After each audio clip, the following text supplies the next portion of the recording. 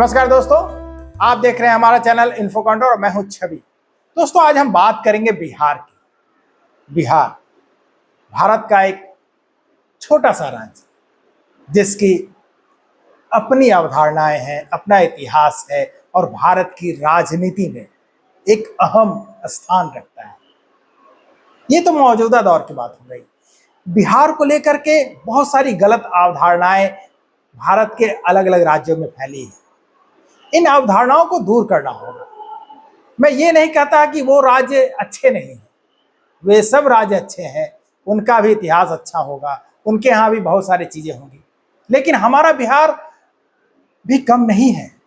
बहुत सारे ऐतिहासिक परंपराओं को लेकर के हमारा बिहार खड़ा है। हमारा बिहार प्रथम गणतंत्र का गवाह है।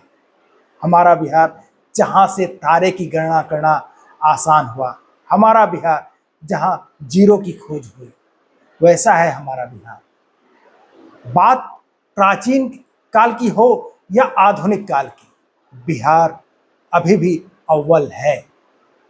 तो आइए देखते हैं हमारे बिहार के बारे में, कैसा है अपना बिहार। पहले जानते हैं, उसके बाद बात करते हैं। बिहार ज्ञान, आध्यात्म और संस्कृति का अनूठा संगम। संपूर्ण विश्व में जहां गणतंत्र की नींव पड़ी, आर्यभट्ट की भूमि जहां शून्य की खोज हुई, खगोल शास्त्र और गणित का विकास हुआ, अर्थनीति के जनक चाणक्य की कर्मभूमि बिहार, हिंदू आस्था का अप्रतिम केंद्र है बिहार।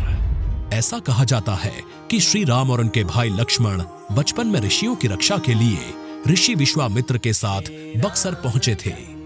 बिहार में ही राजा जनक के मिथिला राज्य में माता सीता का जन्म हुआ था।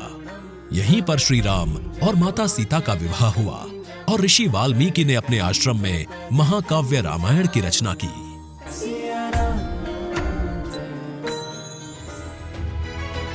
प्राचीन काल में बौद्ध विहारों की अधिकता के कारण ही इस प्रदेश का नाम बिहार पड़ा।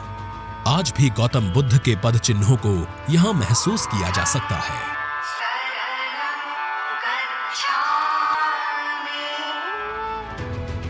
जैन धर्म के 24वें तीर्थंकर भगवान महावीर की जन्मस्थली कुंडग्राम भी यही है और उनकी निर्वाण स्थली पावापुरी भी। जैन आस्था के कई पवित्र तीर्थ हैं यहाँ।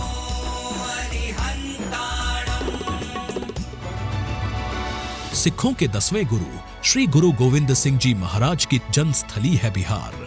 सिखों के 9वें गुरु श्री गुरु तेग बहादुर और पहले गुरु श्री गुरु नानक देव जी की पवित्र यात्राओं से जुड़ा है हमारा बिहार।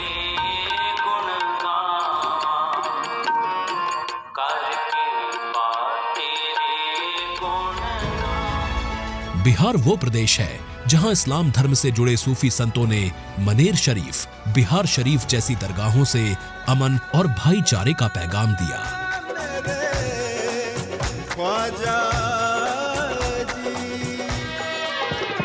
सांस्कृतिक धरोहरों से समृद्ध प्रदेश है बिहार, जहां डूबते और उगते सूर्य को अर्घ्य देते हैं हम।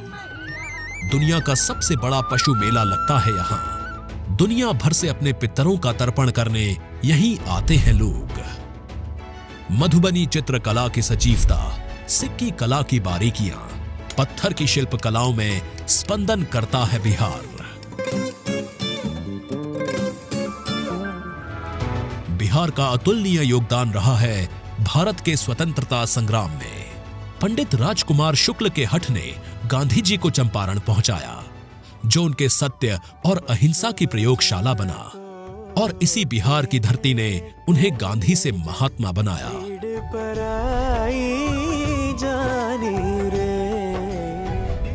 प्रकृति की सुरम्य वादियों का वरदान है यहाँ। वो चाहे वाल्मीकि नगर का टाइगर रिजर्व हो, नालंदा का नेचर और जू सफारी हो, विक्रमशिला का गंगा डॉल्फिन अभ्यारण्य, मुंगेर का भीम बांध अभ्यारण्य, बेगूसराय की कांवर झील, ककोलत का कलकल करता झरना हो या रोहतास का तुतला भवानी। बिहार की नई पहचान अब तेजी से विकास करने वाले राज्यों में भी दर्ज हो गई है।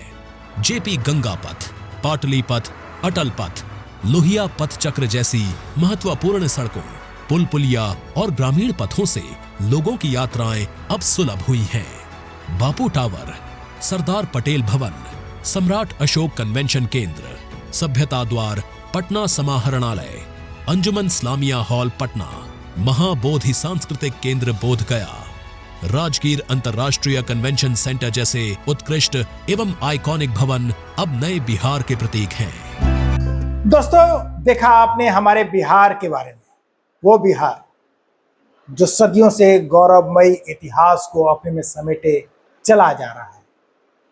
आज बिहार केंद्र की राजनीति का एक महत्वपूर्ण हिस्सा है। बिहार एक विकासशील राज्य के रूप में बेहतर रूप से उभरा है।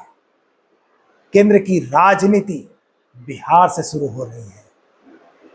तो इस बिहार के तरफ जो दृष्टि गलत ढंग से उठ रही है, जो सोच गलत ढंग से बढ़ रही है, उसे खत्म करने की आवश्यकता है। तो मैं आग्रह करूंगा आप सभी से कि बिहार आए और बिहार के इतिहास से रूबरू हों और बिहार को देखें और अपनी सोच को बदलें। आपका भी राज्य एक बेहतर इतिहास लेकर खड़ा है। हम मानते हैं इस चीज को कि भारत के हर हिस्से में बहुत सारी खूबियां हैं। भारत वो देश है जहां पग पग पर भाषाएं बदलती हैं, पग पग पर पानी बदलते हैं। तो कृपया बिहार को भी उसी दृष्टि से देखिए कि वो एक महत्वपूर्ण राज्य है।